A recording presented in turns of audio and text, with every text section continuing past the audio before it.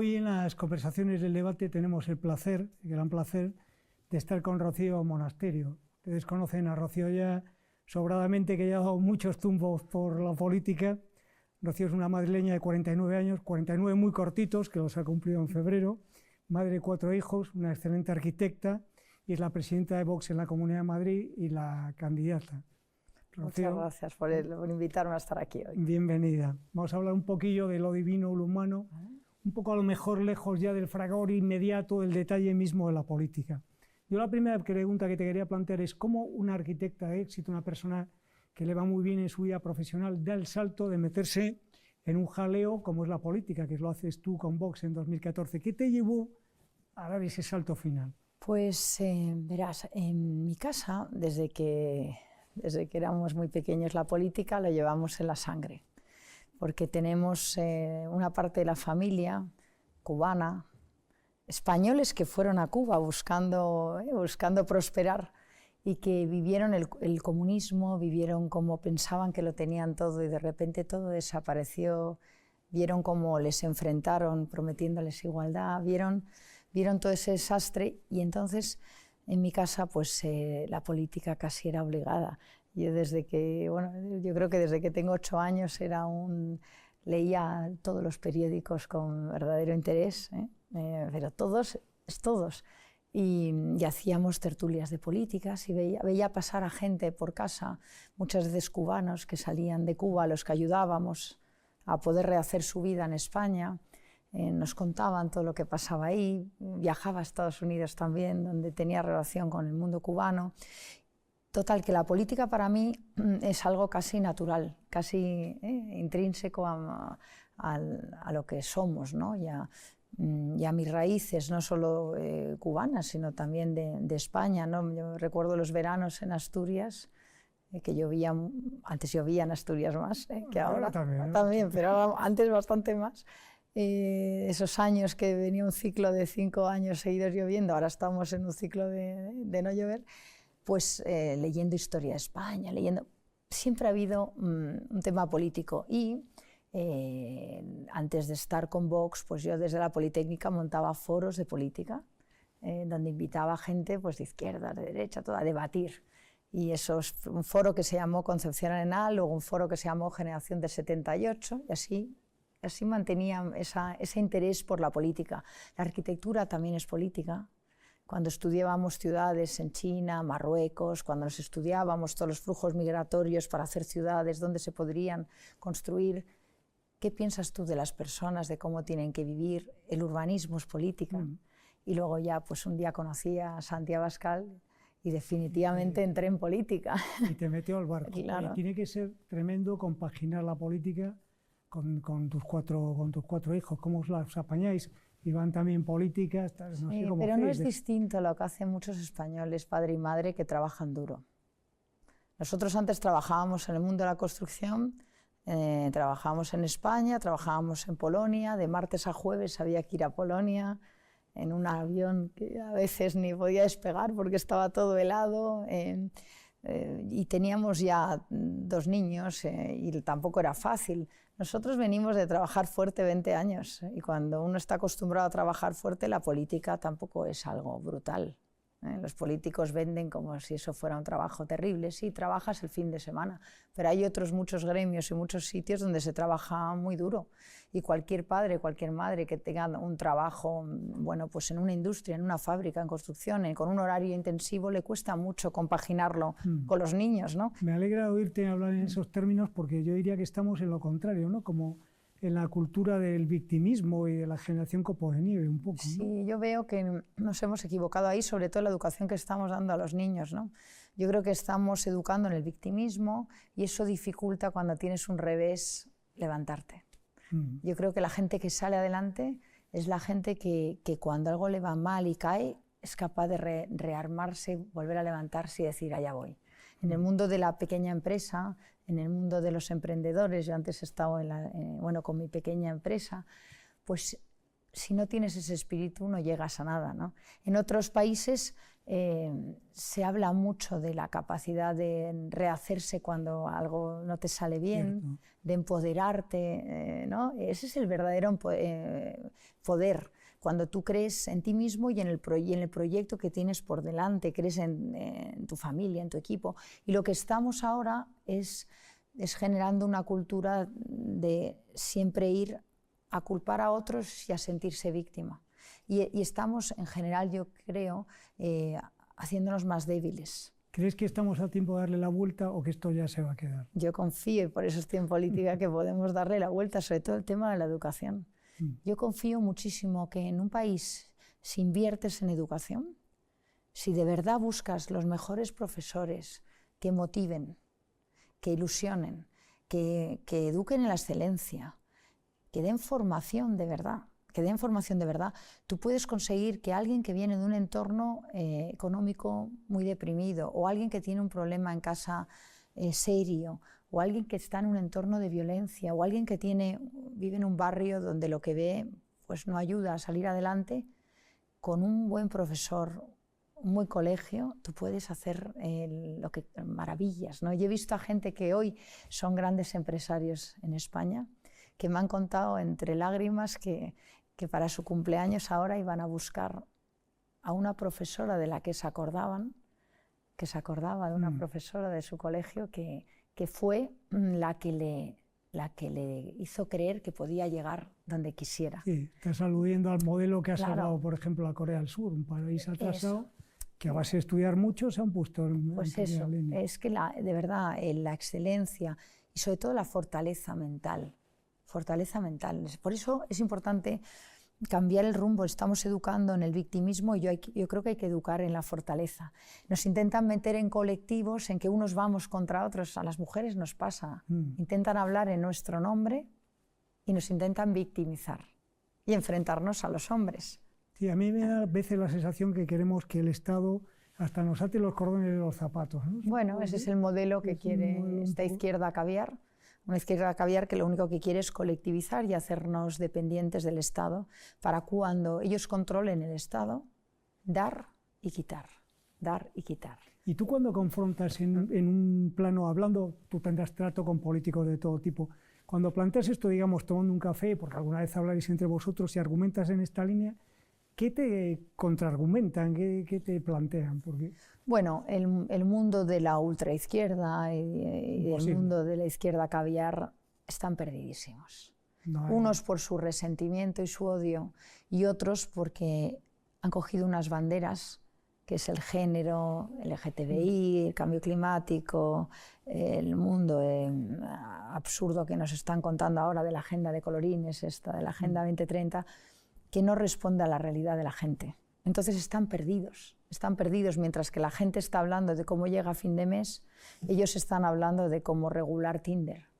Entonces, esto es tal distancia. Tinder que ya está perfectamente desregulado el Pero sol. es que están en eso, entonces están perdidos, ¿no? Y luego, por otra parte, hay otros que no son izquierda, pero que les falta conocer a veces la realidad. Les falta haber trabajado, les falta haber estado en el sector privado sacando una empresa, les falta a veces tener una familia y entender lo que es el día a día de una familia, lo que es educar a unos niños, lo que es comprometerse en el matrimonio, lo que es, bueno, pues eso, tener una vida parecida a la de la mayoría de los españoles, ¿no? Y a veces te das cuenta que los políticos se encierran en su burbuja y no te hablan de cosas reales, están desconectados, generan ellos sus temas, se contestan unos a otros, pero realmente ese peloteo de temas no tiene nada que ver con lo que la gente está viviendo en la calle. ¿Tú eso me pasa con eres de los frecuencia. políticos que pueden pisar la calle o te pasa como algún otro que no voy a citar? Yo me paso el día en la calle, la verdad. Esta misma semana hemos estado en Carabanchel, Hortaleza, hoy en Arganzuela, estamos todo el día en la calle. Pero sobre todo hay que estar en la calle para escuchar. Y luego hay que ir a casa a pensar en lo que te han dicho. A mí me gusta escribirlo todo y apuntar lo que me han dicho. Por la noche lo hago. Lo tengo desde que empezó Vox, todos los días, un dibujo y un comentario. Ah, ¿con dibujo y todo? Sí, porque me quedo con imágenes. Tienes que hacer una exposición un día. Sí, de un señor que se me ha acercado hoy llorando cuando me ha reconocido y me ha dicho, necesitamos un proyecto para algo. Me ha dicho, necesitamos un partido social y patriota. Qué bonito, y lloraba. Eso pienso que sois vosotros, los de Vox. Le he dicho, anda, no llores y ven conmigo a tomarte una caña, vamos a hablar. Bueno, pues eso es lo interesante de la calle, ¿no? Que hablas con gente. Luego hablaba con una señora mayor que ha cruzado conmigo el paso de peatones y me decía, ¿qué pasa en España? Premian a los ocupas y a los que hemos ahorrado toda la vida y lo tenemos en una casita, ¿qué? ¿A nosotros qué? Sí. ¿Qué frases de...? Hay una subversión de la lógica. Pero eso es la realidad, lo que hay que contar. Y eso es lo que percibe la gente, pero es que tienen razón. En esa realidad está la política, no en en estos globos sonda y en estas bombas de información que nos montan muchas veces en los medios de comunicación que no tienen que ver con la realidad. Estamos hablando en el canal de Familia, que es un canal, digamos, un poco atípico porque trata de reunir a toda la familia, y te quería hablar de un asunto que está totalmente fuera de los medios de comunicación, a mi juicio, por desgracia, que es la figura de Dios. Es como si hubiésemos enterrado a Dios. Tú eres una persona creyente. ¿Qué es Dios en tu vida? ¿Y qué opinas de este apartamiento, este matar a Dios nietzscheano en el que estamos en la sociedad actual? Yo tengo fe y yo creo que lo que ha pasado y en Europa y en España es que hemos dado la espalda totalmente a nuestros valores judio-cristianos, a la raíz de todo, a la fe, que es la que genera al final todo lo que es la civilización occidental. Existe gracias a esos valores cristianos, que son los que defienden más que nadie la libertad, el libre albedrío, elegir entre el bien y el mal. Y esto lo estamos perdiendo, ¿no? El concepto de la dignidad de la persona, el concepto de la defensa a la vida. Si no crees en la dignidad de la persona, entonces vamos a un mundo en que todo se puede comprar y vender. Lo estamos viendo, ¿no?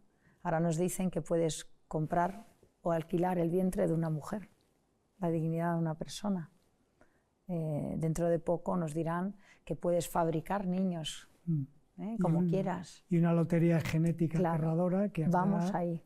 Entonces, en ese mundo el que vamos, en que el mercantilismo es todo, el mercado es todo, al final los que tenemos valores cristianos estorbamos. Hay un creciente movimiento pro vida en muchos lugares del mundo. Tú, si estuvieses con una amiga en posturas abortistas, ¿qué argumento usarías bien sencillo para decirle, oye, mira, es que esto no es? ¿Qué le dirías? Bueno, yo creo que lo primero que hay que hacer es dedicarle mucho tiempo, ¿no?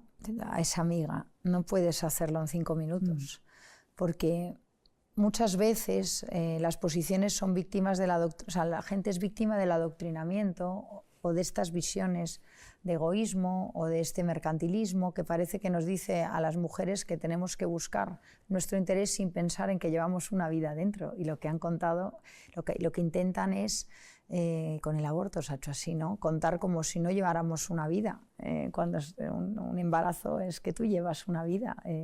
Y al final lo que hay que conseguir, convencer, es que el mismo derecho que tú has tenido a nacer no se lo puedes negar a ese niño que llevas dentro, ¿no? Entonces, esto es un trabajo de mucho tiempo. Yo sí he hablado con muchas mujeres que querían abortar, que tiempo después, y que las he acompañado, y al final eso ha salido bien, y han tenido un niño, una niña maravillosa, y años después me las he encontrado por la calle y me han abrazado llorando y me han dicho, Rocío, mira, esta niña de 12 años, es lo mejor que me ha pasado en mi vida. Lo mejor que me ha pasado en la vida. Y eran mujeres que a lo mejor, mira, en este caso que estoy acordándome, era una mujer que tenía un tema de maltrato en casa muy serio, era una verdadera víctima de violencia doméstica, no tenía un duro, se había quedado sin piso, acababa de llegar de otro país, había pasado un camino muy complicado, un camino que fue tan duro que no habló en 2 meses, tartamudeaba luego, y nos empezó a contar qué le había pasado. Bueno, total, que esta chica, pues al final, porque se le acompañó, se le dijo, ¿en qué te puedo ayudar? No te preocupes, ya verás cómo vas a salir de esta. Pues tuvo esa niña, y 12 años después te la encuentras. El argumento definitivo es que ninguno de nosotros existiríamos con esos planteamientos. Es así de sencillo. Pero que a veces también, bueno, a veces hay condiciones que parece todo complicado y otras veces simplemente has sido adoctrinado o nadie te ha contado la maravilla que es la vida que llevas dentro, ¿no?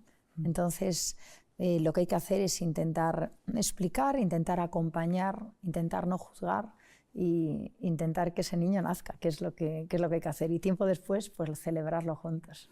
Te quería preguntar, es inevitable hablar del momento España. A mí, como español, en mi caso periodista, que observa la realidad, lo que más me preocupa ahora mismo es que veo que se han aflojado los resortes de seguridad jurídica para hacer frente al problema separatista de tal manera que en realidad me da la sensación que mañana se proclama una república en Cataluña y con lo que se ha hecho es casi imparable. No sé, estoy preocupado realmente por eso. Bueno, nosotros en Vox llevamos mucho tiempo preocupados, desde el 2015 que empezamos a decir que iba a haber un golpe de Estado en Cataluña y que nadie nos escuchaba. En el 2016 yo le solté a Puigdemont las esposas y el Código Penal en la mesa y dije, sin ley no hay democracia, y lo hice para que todo el mundo se diera cuenta de lo que venía, y efectivamente pasó, ¿no? Nosotros estuvimos en Cataluña llevando todos los procesos para intentar obtener la información que demostrara que se estaban organizando para un golpe de Estado, y conseguimos demostrarlo. Y nosotros estuvimos en el TSJ de Cataluña el día que estaban dando el golpe y no hubo voluntad política de pararla, porque llevábamos las cautelarísimas para detener a Puigdemont. Entonces ha habido gobiernos de uno y otros signos a los que les ha faltado la verdadera voluntad para frenar el golpe, para de verdad defender la unidad de España. Y hoy, efectivamente, han avanzado tanto que lo pueden volver a repetir, y ya con el último golpe de Sánchez al Estado de Derecho lo pueden hacer con total impunidad. Claro, es a lo que vamos. Es un problema tremendo. Pero esto es un camino de mucho tiempo y de gobiernos de uno y otros signos que no han querido de verdad ser contundentes. ¿Y qué nos queda si llegamos ahí? ¿Cuál es el último parapeto? ¿El jefe del Estado, las Fuerzas Armadas? Porque si tú no puedes aplicar ya ninguna figura delictiva para pararlos, es una pregunta del demonio. Queda que Vox gane las elecciones en diciembre y por supuesto Su Majestad el Rey, en el que yo confío. Sí. Oye, ¿cuál ha sido el momento más grato tuyo en política? Un momento que digas, coño, hoy han ido las cosas... La verdad es que para mí los momentos emocionantes son pues esas conversaciones con gente en la calle. ¿Y de pasarlo mal, el mal trago en política? Pues fíjate, muchas veces cuando hemos ido a mítines nos han tirado adoquines, hemos salido de País Vasco en furgonetas a toda velocidad, con botes de humo, con cargas policiales, o cuando salíamos de Cataluña, de algún mitin que teníamos que salir en el suelo de las camionetas de la policía, con los subfusiles ahí, porque nos tenían que evacuar. Esas cosas a mí no me resultan duras porque me resulten arriesgadas para mí. Me resulta duro explicarle a mis hijos que en un país como España, su madre, por dedicarse a la política, ha tenido que salir así de un mitin. Me resulta duro de explicarles, porque yo siempre he defendido que España es un país, es una democracia, es un país, y resulta que te crees que vives en un país en libertad y de repente tienes que explicar que por defender unas ideas políticas tienes que salir escoltado de un mitin o protegiéndote de adoquines, como me pasó en Madrid a mí en la presentación de la candidatura en Vallecas, ¿no? Ahí nos podían haber matado. Yo esquivé adoquines así de grandes que me pasaban por la cabeza, que algunos los esquivé pues porque Santi Abascal movió un brazo y vi cómo le caía a un chico al lado y le reventaba la cabeza y se lo llevaba a una ambulancia. Claro, y ese chico además a sus padres no le había dicho que venía a un mitin de Vox, venía ilusionado. Venía al mitin de Vox. Y a mí eso pues me duele. Nos pasó en Galicia también, en Lugo.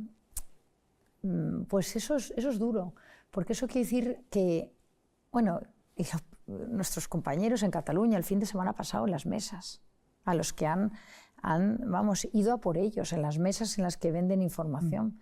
Y fíjate, y es durísimo ver cómo luego los medios de comunicación no lo cuentan. Entonces digo, ¿pero qué está pasando en España, ¿no? Bueno, pues a mí eso me parece lo más duro, pero fíjate, no por miedo ni nada, yo nunca he tenido miedo, sino por la rabia país, de decir, sí. Yo no creo que España tenga que ser esto. Yo creo que en España todo el mundo tiene que tener derecho a defender las ideas, tiene que tener derecho a que no le lancen un adoquín por hablar de España y defender la libertad. Y esto es algo fundamental. Y yo, si estoy en política, es para que a mis hijos eso no les pase. Para que mis hijos en un futuro tengan una España mejor, para que mis hijos puedan defender cualquier idea, la mía o la contraria, sin que le lancen una adoquín a la cabeza. Y esto es fundamental. Rocío, te tengo que hacer ya la última pregunta. Me gustaría despedirnos con una viñeta en positivo. ¿Cuál es la gran noticia que te gustaría que diese mañana mismo el debate, la que a ti te confortaría? ¿Qué te gustaría? Bueno, a mí me encantaría, hombre, a mí me encantaría... Tantas cosas. A mí me encantaría la noticia. Pues fíjate, a mí lo que más me gustaría es una noticia en el debate dentro de unos años que dijera las cosas que ha conseguido Vox para España. Las pues cosas que ha conseguido Vox para España y que se dijera, se defiende la vida, la familia se apoya, han nacido más niños que nunca, los jóvenes tienen ilusión y España sigue unida y en libertad. Y sería maravilloso. Pues muchas gracias, un placer conversar contigo. Gracias.